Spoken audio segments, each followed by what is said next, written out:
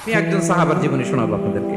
আব্দুর রহমান ইবনে আউফ রাদিয়াল্লাহু তাআলা আনহু 10 জন জান্নাতের দুনিয়াতে বসে যে 10 জন সাহাবা জান্নাতের সুসংবাদ পেয়েছেন তাদের মধ্যে একজন। আলহামদুলিল্লাহ বলেন।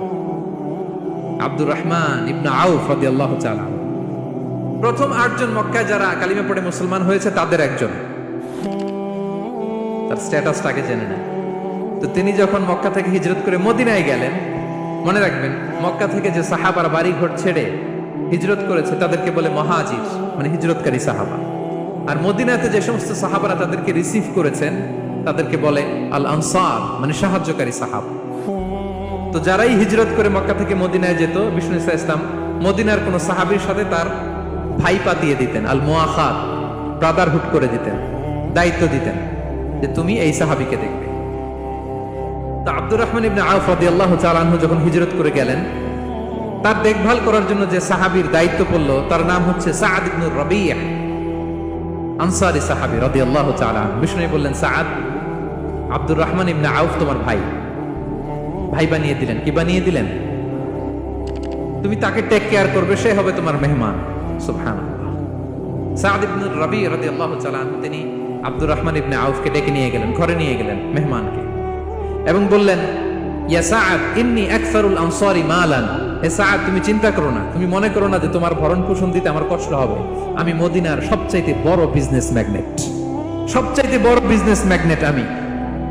No tension, don't worry about ইট।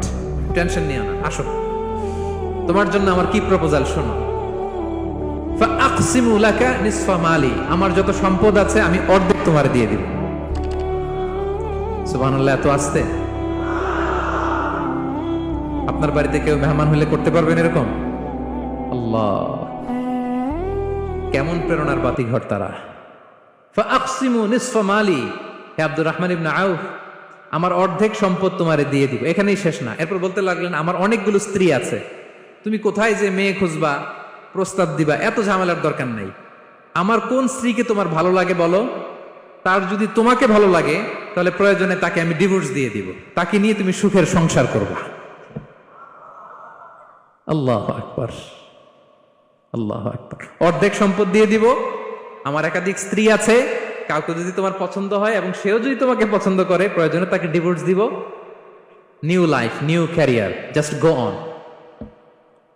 আমরা এই সুযোগ পেলে কি করতাম? সাথে সাথে অর্ধেক সম্পদ নিয়ে নিতাম, ঠিক কিনা? আব্দুর রহমান ইবনে আউফ প্রেরণার বাতিঘর। উনি কি করলেন? উনি বললেন, লা হাজাতা লি ফি যালিক। আমার ভাই, তুমি যে বলছো এ সাআদ ইবনে রাবী, তুমি যে এত চমৎকার প্রপোজাল দিয়েছো, এতেই আমি খুশি। তোমার কোনো কিছুর আমার দরকার নাই। বারাকাল্লাহু লাকা ফি আহলিকা ওয়া মালিক, আল্লাহ তোমার সম্পদে বরকত দেখ, আল্লাহ তোমার পরিবারেও বরকত দেখ। তবে একটা কষ্ট করতে হবে, সেটা কি?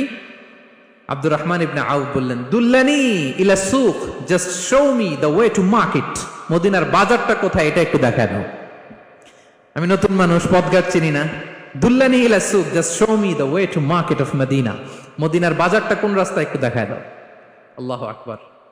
সাআদ ইবনে রাবী বললেন, এই তো মদিনার বাজার। উনি যে কিছু ঘি কিনলেন, পনির কিনলেন, কিনে বিক্রি করলেন, প্রফিট করলেন। ওই প্রফিট দিয়ে আরো বেশি করে কিনলেন, আবার বিক্রি করলেন, প্রফিট, আবার বিক্রি করলেন, প্রফিট।